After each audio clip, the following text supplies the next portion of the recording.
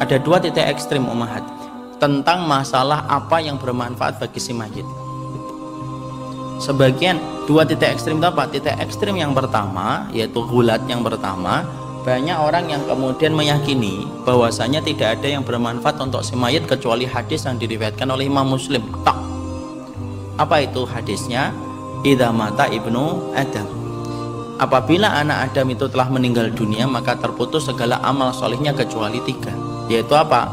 Waladun, yaitu adalah sodaqotun jariyah, sodaqah jariyah, ilmun yuntafa'u bihi, ilmu yang bermanfaat. Kemudian yang ketiga apa? Yaitu adalah anak yang solih yang mendoakan orang tuanya. Jadi mereka beranggapan bahwasanya yang bermanfaat untuk mayit ketika mati ya cuma 3 tok, tidak boleh ditambahi. Ya. Sebagian kelompok yang kedua itu mengatakan apa? Kelompok yang kedua adalah kelompok yang mengatakan bahwasanya semua perkara masih bisa bermanfaat bagi si mayit. Apapun itu. Maka Ahlussunnah itu di tengah-tengah. Bahwasanya perkara yang bermanfaat itu bukan hanya hadis yang diterangkan dalam riwayat Muslim, ada perkara-perkara yang lainnya, perkara-perkara yang dijelaskan di dalam hadis yang sahih. Maka ketika kedudukan hujjah itu adalah kuat, maka itulah yang perkara yang bermanfaat untuk si mayat walaupun mereka sudah terbujur kaku di alam kuburnya. Sekarang kita bahas, selain dari 3 ini apa sih Ustaz? Oh, ada yang lainnya. Contoh, ketika kita mendengarkan hadis Rasulullah, idza mata man mata wa alaihi siyamun soma anhu waliyuhu. Barang siapa yang dia itu meninggal dalam keadaan menanggung hutang puasa, maka sesungguhnya dipuasakan oleh ahli warisnya. Ini tambahan dari 3 tadi ya, 1 ya. Maka sesungguhnya kalau ada di antara ibu punya orang tua, orang tuanya kemudian meninggal, kemudian masih punya hutang puasa, maka di antara penjelasan dan petunjuk secara syar'i, anaknya kemudian membayarkan hutang puasa itu. Membayarkan itu ada 2, 1 membayarkan dengan puasa, yang kedua dengan membayar fidyah. Itu salah satunya dipilih. Berarti kemudian membayarkan hutang puasa itu bermanfaat atau tidak untuk si mayit? Bermanfaat. Berarti kemudian apa? Bukan hanya tentang 3 yang tadi kita sebutkan dalam riwayat Muslim kan? Tapi ada tambahannya. Tambahannya salah satunya pertama apa? Yaitu adalah hutang puasa. Tambahan yang kedua yang kemudian menerangkan bahwasanya yang bermanfaat si mayat itu ternyata bukan hanya 3 yang disebutkan dalam riwayat Muslim. Tambahan yang ketiga, tambahan yang kedua, yaitu ketika ada perempuan dari Juhainah. Ada perempuan dari Juhainah datang kepada Nabi dan berkata, ya Rasulullah, sesungguhnya ibuku sudah bernadar ingin melaksanakan haji. Famatat, kemudian ibuku itu meninggal dunia.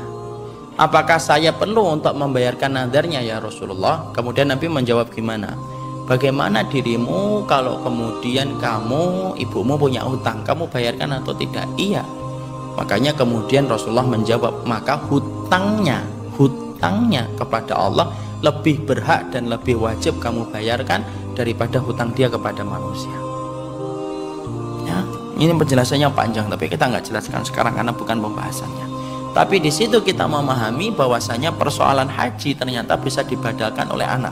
Berarti ada tambahan atau tidak? Yang kedua, ada perkara yang bermanfaat untuk si mayit selain dari hadis yang diriwayatkan oleh Imam Muslim.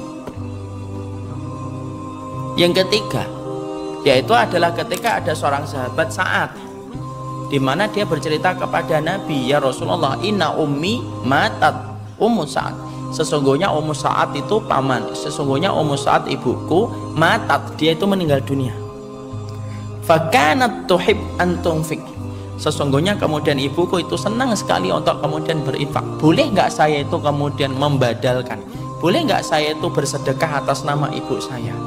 Kemudian Nabi mengatakan apa? Tasoddaq anha, sedekahlah kamu atas nama ibumu yang telah meninggal dunia itu. Lalu Nabi kemudian mengatakan, ayu sodaqatin ya Rasulullah, sodakoh apa ya Rasulullah yang aku peruntukkan kepada ibuku? Maka Nabi mengatakan, ijril mak, sodakoh yang bisa kamu tujukan untuk ibumu adalah alirkanlah air. Jadi kalau kemudian ibu hari ini, lalu kemudian ibu mendapati ibunya telah meninggal dunia, masih bisa kita sedekah atas nama ibu kita? Masih, silahkan. Sampai enggak Ustaz? Sampai. Ada dalilnya. Kita sedekah 100.000, 50 buat saya, 50 buat ibu. 100.000, 50 buat saya, 50 untuk ibu. Sampai atau tidak sampai? Sampai, hadisnya sahih. Bangun masjid 2 miliar, 1 miliar buat saya, 1 miliar buat ibu. Sampai. Boleh, itu diperbolehkan. Makanya disitulah kita memahami betul, Masya Allah ya. Dan itu bermanfaat untuk si mayit, bermanfaat untuk si mayit. Itu yang keberapa? Tambahan yang keberapa? 3. Yang keempat, surat Al-Hasyr ayat yang ke-10 dibuka. Walladzina ja'u min ba'dihim yaquluna rabbana ighfir lana wal ikhwanina alladzina sabaquna bil iman.